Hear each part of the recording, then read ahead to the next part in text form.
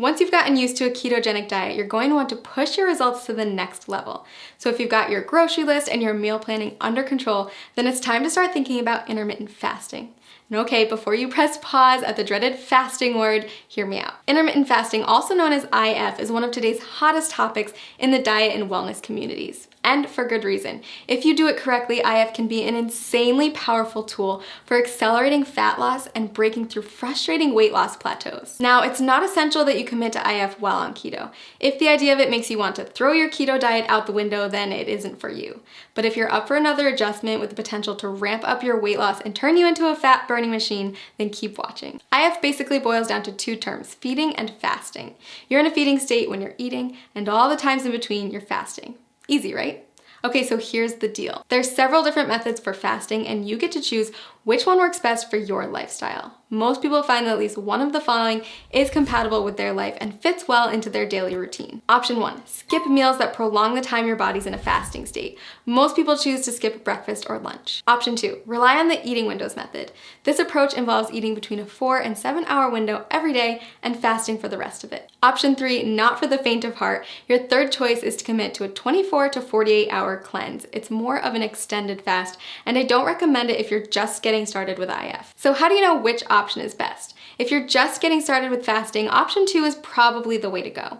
We found that restricting yourself to specific eating windows tends to work well for new fasters. For example, tons of people have tremendous success only eating between 5 and 11 p.m. And don't forget that the time you spend asleep will account for a chunk of that time. Let's take a closer look at how it works. Say you finish eating at 6 p.m. and start eating again at noon the next day. That means you fasted for 18 hours and eaten for 6. In other words, you've achieved an 18-6 window. If you finish eating as early as 5 p.m. and don't eat again until noon the next day, then you've fasted for 19 hours and eaten for 5, or you've achieved a 19-5 window. You don't have to adhere to IF every day. You can try it out once a week at first, listen to your body, and then add in more IF days over time. So why does IF work anyway? The first and simplest reason is that our bodies can only take in so much food at a time. If you're someone who struggles with overeating or snacking out of boredom, IF can help to drastically cut those extra calories and keep you within your limits for weight loss. When your body's in a fasting state, it will begin to break down stored fat to use as energy. So if you're following a ketogenic diet, your body is already mimicking a fasting state since it's relying on fat, not glucose, as its main source of fuel. Just make sure that you're still hitting your daily macros and getting enough fat when you're in your eating window. If this sounds overwhelming, don't worry. We've got a tool that builds intermittent fasting into a keto diet regimen customized for your needs and goals. Click the link below this video to discover your personalized plan. And keep in mind that the benefits of IF go far beyond weight loss. After all, there's a reason why every wellness community is talking about it, and why thousands of today's top performers have made it a part of their daily routine.